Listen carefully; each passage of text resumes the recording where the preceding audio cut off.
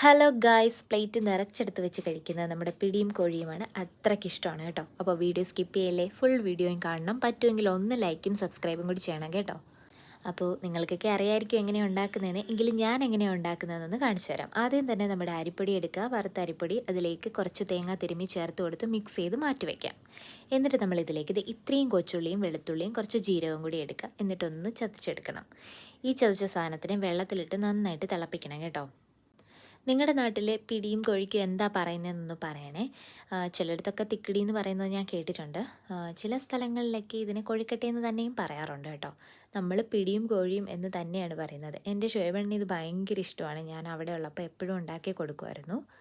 And ഇത് നന്നായിട്ട് തിളയ്ക്കാറാകുമ്പോഴത്തേക്ക് ഉപ്പ് ചേർത്ത് കൊടുക്കുക. നമ്മൾ ഈ ഒരു വെള്ളത്തിൽ മാത്രമേ ഉപ്പിടുന്നുള്ളൂ, വേറെ എങ്ങും ചേർക്കുന്നില്ല. അപ്പോൾ ഇതിൽ ആവശ്യത്തിനുള്ള ഉപ്പ് ചേർത്ത് ഈ വെള്ളം വെച്ചിട്ടാണ് നമ്മൾ ഈ മാവ് കുഴച്ചെടുക്കുന്നത്. നമ്മുടെ ഇടിയപ്പത്തിനൊക്കെ കുഴക്കില്ലേ, ആ ഒരു കൺസിസ്റ്റൻസി വരെ ആക്കി വെക്കണം കേട്ടോ. പിന്നെ ബാക്കി വരുന്ന വെള്ളം കളയരുത്, നമുക്ക് ആവശ്യമുണ്ട്. നന്നായി മിക്സ് ചെയ്തെടുക്കുക. പിന്നെ ഈ ചൂടൊന്ന് കുറച്ച് കുറയുമ്പോഴത്തേക്ക് നമ്മൾ കൈകൊണ്ട് ഇതുപോലെ ബോൾസ് ആക്കണം. ആ ചൂട് നിൽക്കുമ്പോൾ തന്നെ ഇങ്ങനെ ഉരുട്ടി ഉരുട്ടി എടുക്കണം, അല്ലെങ്കിൽ ഇത്രയും ഷേപ്പിൽ കിട്ടില്ല കേട്ടോ. എന്നിട്ട് നന്നായിട്ട് ഉരുട്ടി ഉരുട്ടി ബോൾസ് പോലെ ആക്കുക.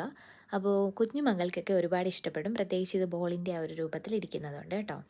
എന്നിട്ട് നമ്മൾ കുറച്ച് വെള്ളം തിളയ്ക്കാനായിട്ട് വെക്കണം.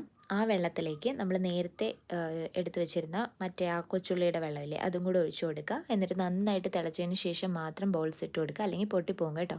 അവസാനം തേങ്ങാപ്പാലും കൂടെ ഒഴിച്ച് ചേർത്ത് കഴിയുമ്പോൾ നമ്മുടെ പിടി റെഡി ആയിട്ടുണ്ട്. അപ്പോൾ വീഡിയോ ഇഷ്ടപ്പെട്ടാൽ ലൈക്കും സബ്സ്ക്രൈബും ചെയ്യാൻ മറക്കല്ലേ. Okay, by.